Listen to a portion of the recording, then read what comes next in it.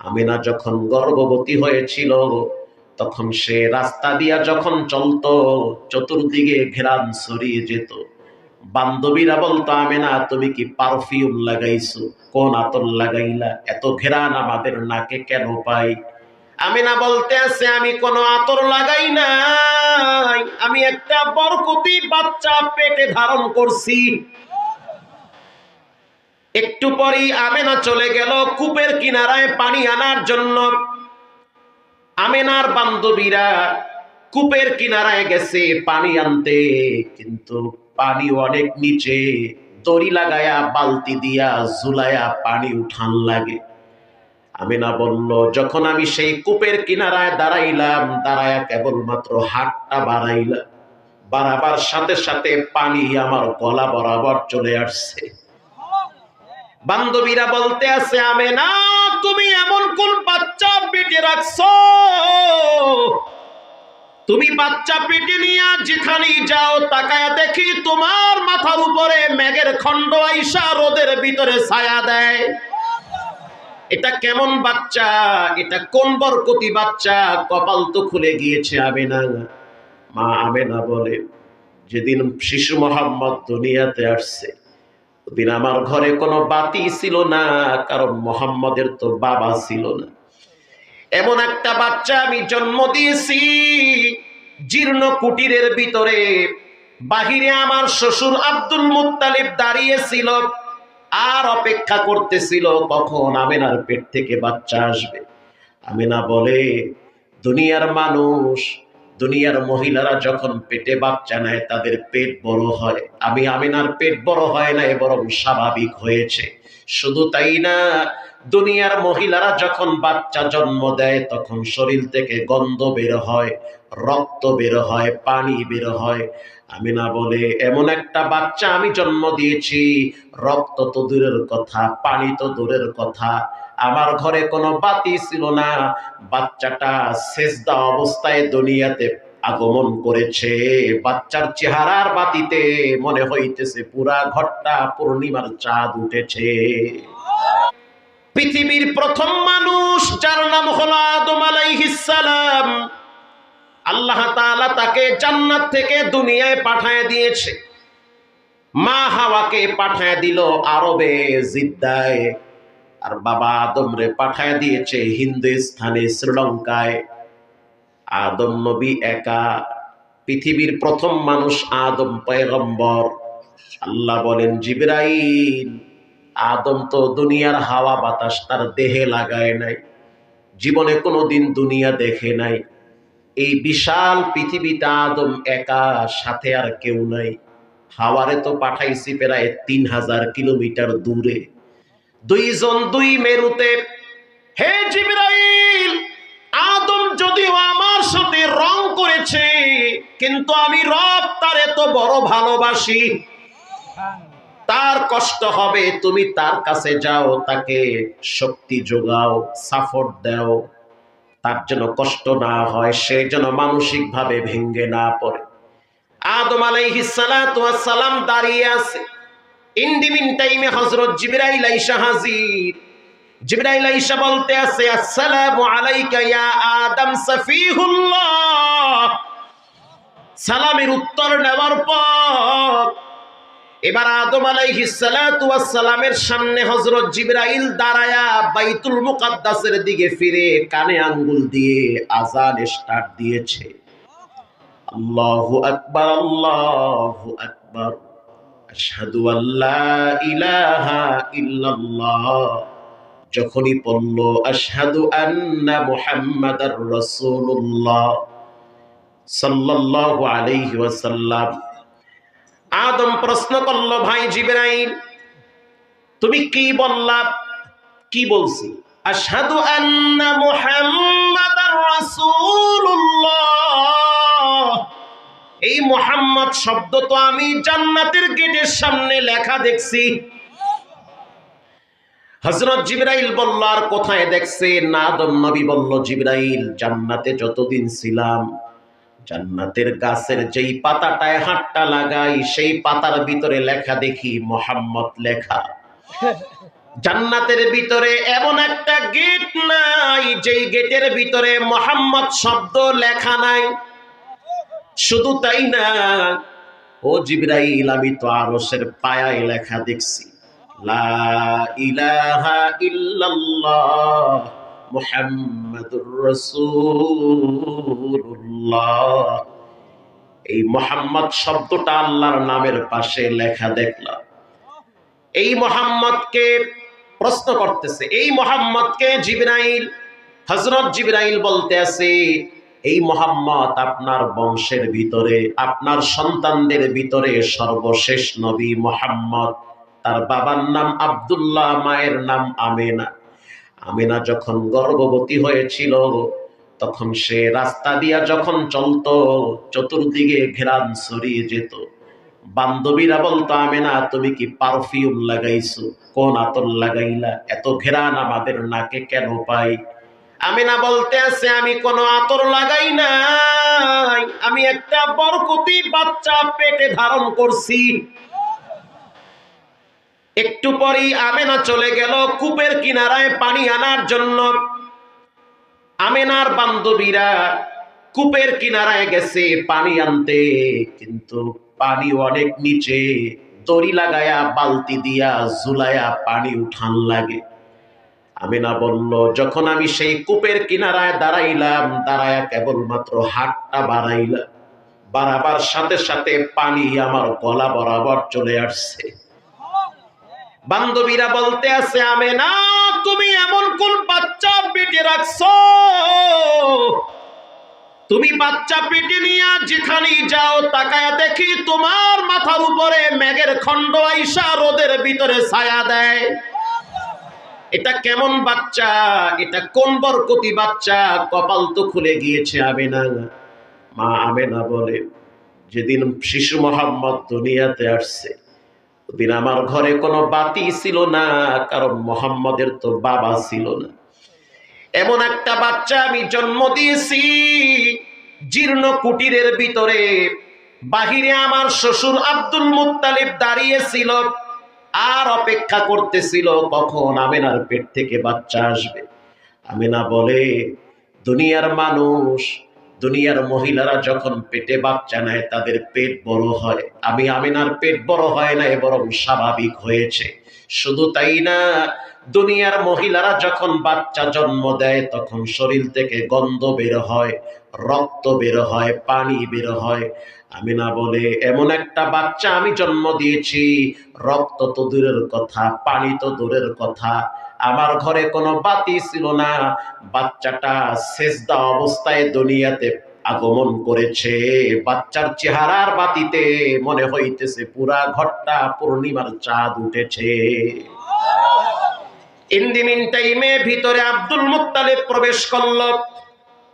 প্রবেশ করার পরে আমেনা বলতে আছে, যখন আমার শ্বশুরের হাতে মোহাম্মদকে দিছি, দেওয়ার আগে আমি মোহাম্মদের মুখের কাছে কান লাগায়া শুনতেছি মোহাম্মদ বলতেছে, রব্বি হাবলি উম্মতি। তখনও সে উম্মত ভুলে না। আর উম্মত গো অবস্থা কি? উম্মত নবী চিনে না, সেজদা অবস্থায় দুনিয়াতে আসছে। ইন দি মিন টাইমে মক্কার চতুর্দিকে ছড়িয়ে পড়ল বাচ্চা আসছে। প্রিয় ভাইয়েরা আমার, এদিক দিয়া তায়েফ থেকে কিছু মহিলারা আসছে বাচ্চা নেওয়ার জন্য। কারণ মক্কার জমিন গরম জমিন, ঘাস পাতা তরুলতা মক্কায় হয় না, তায়েফে হয়। এজন্য মক্কার ধনী ফ্যামিলিদের বাচ্চাদেরকে তায়েফে পাঠায় দেওয়া হয়। তায়েফের আবহাওয়াটা বাচ্চাদের জন্য স্বাস্থ্যকর আবহাওয়া। হালিমাতুস সাদিয়া বলেন, আমি আমার স্বামীকে নিয়ে যখন রওনা হইয়া মক্কায় গেলাম, এর মাঝখানে অনেক ঘটনা ঘটে গেল। আমি গিয়া দেখলাম ধনী ফ্যামিলিদের বাচ্চাদেরকে নিয়া আমার সফর সঙ্গী, আমার বন্ধু বান্ধব যারা ছিল সবাই নিয়ে আসছে, কিন্তু একটা বাচ্চা তার কাছে কেউ যায় না, কারণ তার বাবা নাই। বাপ যদি না থাকে তাহলে হাদিয়া দিবে কে? ভালো উপটোকন পাবে না। হালিমাতুস সাদিয়া বলেন, আমি আমার স্বামীকে বললাম, কোনো বাচ্চাই তো নাই, একটা বাচ্চা আছে যার বাপ নাই। হালিমাতুস সাদিয়ার স্বামী বলতে আছে, বাপ যেহেতু নাই তারপরও তুমি আমি দুইজনে বাচ্চাটার চেহারাটা একটু দেখা যায়। আল্লাহর রাসূল বলেন, হালিমার কলিজার ভিতরে আল্লাহ আমার ভালোবাসা ঢুকায়া দিয়েছে। নেওয়ার জন্য আসা নাই, বরং চেহারা দেখার জন্য গেছে। হালিমাতুস সাদিয়া যখন ভিতরে প্রবেশ করল, ভিতরে প্রবেশ করার পর ইন দি মিন টাইমে আব্দুল মুত্তালিব বলতে আছে, হালিমা বাচ্চাটা দেখবা, ঠিক আছে, তাহলে আমি কাপড়টা আগে সরাই। আল্লাহর নবীর চেহারার উপরে চাদর দিয়া চেহারা ঢাকা ছিল, ছোট বাচ্চা। আব্দুল মুত্তালিব কেবলমাত্র চাদরটা সরাইছে। হালিমাতুস সাদিয়া বলেন, মুহাম্মদ আমার চোখের দিকে যখন তাকাইছে, তখন আমার কলিজাটা ছিঁড়ে মুহাম্মদকে নেওয়ার জন্য আমি ব্যস্ত হয়ে গেছি। এরকম বাচ্চা আমার জীবনে আমি দেখি নাই। আমি যখন চিৎকার মেরে বললাম, আব্দুল মুত্তালিব আপনার পুত্রবধূ আমেনা এমন একটা বাচ্চা জন্ম দিয়েছে যেটা আমার জীবনে প্রথম দেখলাম। এত সুন্দর বাচ্চা আমার লাইফে কোনোদিন চোখ দেখে নাই। আব্দুল মুত্তালিব বলে, আমি তো শামে গিয়েছিলাম, ইয়ামেনে গেছি, দামেস্কে গেছি, সিরিয়ায় গেছি, বাগদাদে গেছি, পৃথিবীর কত রাষ্ট্র ঘুরছি, কত বাচ্চা দেখছি, কত যুবক দেখছি, কত নারী দেখছি, কিন্তু আল্লাহর জাত ও সিফতের শপথ আমার জীবনে আমি এত সুন্দর বাচ্চা চোখ কোনোদিন দেখে নাই। ইন দি মিন টাইমে হযরত আজরাইল জিবরাইল এসে বলতেছে, আরে আব্দুল মুত্তালিব তোমার চোখ কোনোদিন দেখে নাই, আর আমেনাও দেখে নাই, কেউ এরকম বাচ্চা দেখে নাই। শুনে নাও, আমি জিবরাইল নিজের হাতে কত বাচ্চারে উঠাইছি নামাইছি, আমি জিবরাইল কোনোদিন এমন বাচ্চা চোখ দিয়া দেখি নাই। আল্লাহ বলে, জিবরাইল তুমি জানায় দাও, আমি রব এরকম সুন্দর দ্বিতীয় কোনো বাচ্চা সৃষ্টি করি না। এজন্য মা আয়েশা বলেন, আয়েশা রাদিয়াল্লাহু তাআলা আনহা বলেন, লানা শামসুন ওয়ালিল আফাকি শামসুন ওয়া শামসি খায়রুম মিন শামসিস সামা ফা ইন্নাশ শামসা তাতলুউ বা'দা ফাজরিন ওয়া শামসি তাতলুউ বা'দাল ইশা। এরে পৃথিবীর মানুষ, দুনিয়ার ভিতরে প্রতিদিন সকালবেলা একটা সূর্য উঠে, আমি আয়েশার ঘরে প্রতিদিন সন্ধ্যার টাইমে একটা সূর্য উঠে। আল্লাহু আকবার। দুনিয়ার সূর্য দুনিয়াতে আলো দেয়, আর আমি আয়েশার সূর্য কবরেও আলো দিবে, জান্নাতেও আলো দিবে। দুনিয়ার সূর্য দুনিয়ায় আলো দেয়, আর আমার ঘরে যে সূর্য উদিত হয় ওটা হলো মুহাম্মাদুর রাসূলুল্লাহ সাল্লাল্লাহু আলাইহি ওয়াসাল্লাম। প্রিয় ভাইরা আমার, সেই নবীর প্রতি সাহাবীদের কি পরিমাণ ভালোবাসা শুনে নেন। কষ্ট হয় আপনাদের? সেই নবীর প্রতি সাহাবীদের কি পরিমাণ ভালোবাসা। উহুদের ময়দানে আল্লাহর নবীর ব্যাপারে যখন শয়তান স্পষ্টভাবে মানুষের কানে আওয়াজ দিল, কদ কুতিলা মুহাম্মদ, মুহাম্মদ মারা গেছে, অথচ আল্লাহর নবী ইন্তেকাল করে নাই। মুসলমানদের ঈমানি চেতনা দুর্বল করার জন্য চতুর্দিকে হিউম্যান ছড়িয়ে দিয়েছে। মুসলমানের শ্রেষ্ঠ নবী মুহাম্মদ ইন্তেকাল করেছে। এই আওয়াজ যখন মদিনায় ছড়িয়ে পড়ল, তদানীন্তন সময় একজন মহিলা চাদর গায়ে ঢাইকা চলে গেল তিনি উহুদের প্রান্তে। যাওয়ার সময় মাঝখানে হঠাৎ একজন ব্যক্তি পড়েছে। ওই ব্যক্তিকে প্রশ্ন করল, মা বালু মুহাম্মদ সাল্লাল্লাহু আলাইহি ওয়াসাল্লাম, এরে মদিনার বাসিন্দারা বলো নবী কেমন আছে? ওই ব্যক্তি বলল, নবী কেমন আছে জানি না, তবে তোমার বাপ মারা গেছে এটা আমি দেখছি। মহিলা বলতে আছে, বাপ মারা গেছে আফসোস নাই, জানতে চাই নবী কেমন আছে এটা জানতে হবে আগে। আল্লাহু আকবার। কিছু দূর যাওয়ার পরে এক যুবকের সাথে সাক্ষাৎ। প্রশ্ন করল, মা বালু মুহাম্মদ, বলো মুহাম্মদ কেমন আছে? ওই যুবক বলল, মুহাম্মদ কেমন আছে তা তো জানি না, তবে তোমার বড় ছেলেটা যুদ্ধের ময়দানে শহীদ হয়েছে। মহিলা বলতে আছে, সন্তান শহীদ হয়েছে, আফসোস নাই, জানতে চাই আমার নবী কেমন আছে। একটু পরে আরো একজন লোকের সাথে সাক্ষাৎ, তাকে প্রশ্ন করলো, বলো নবী কেমন আছে।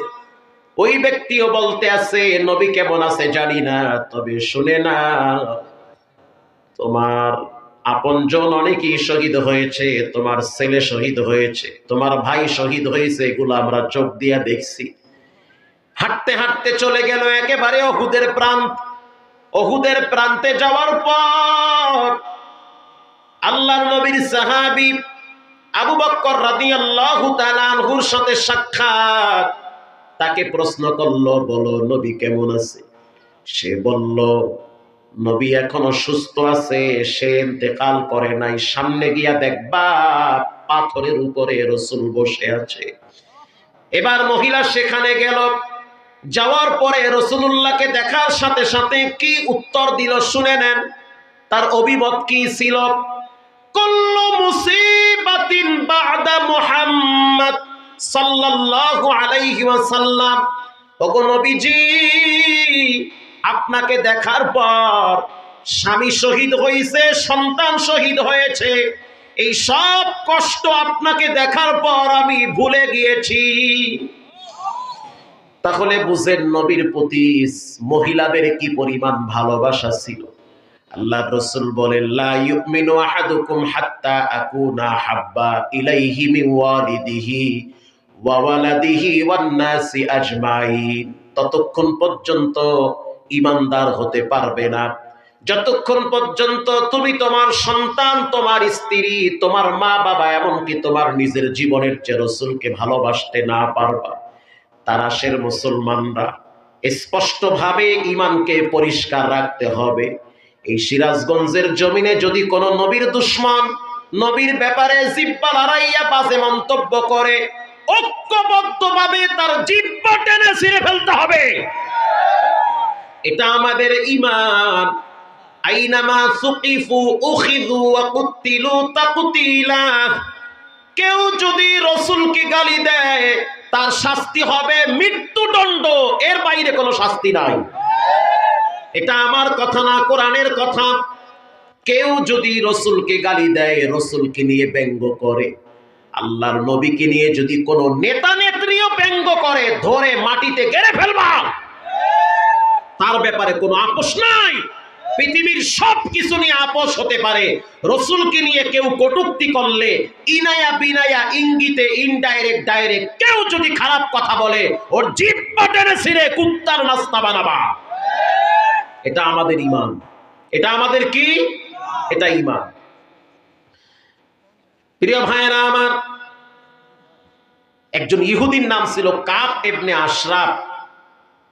সে মুনাফিক ছিল, ইহুদিদের একজন আলেম ছিল। রাসূলুল্লাহর কাছে আয়েশা বলতেছে যে আমি মুসলমান হতে চাই, আমি ঈমান আনব। রাসূলুল্লাহ সহজ মনে, সরল মনে তাকে কালেমা পড়াইছে। কালেমা পড়ানোর পরে সে প্রকৃত দিল থেকে কালেমা পড়ে নাই, সে মুখে মুখে কালেমা পড়ছে। তার উদ্দেশ্য হলো রাসূলুল্লাহকে হেয় প্রতিপন্ন করা। বলেন নাউজুবিল্লাহ। রাসূলুল্লাহ তাকে সম্মান দিয়েছে, তুমি যেহেতু তাওরাতের আলেম, যাও এখন থেকে আমার উপরে ওহী নাজিল হইলে তুমি বসে বসে ওহী লেখবা, এই সম্মান আমি তোমাকে দিলাম।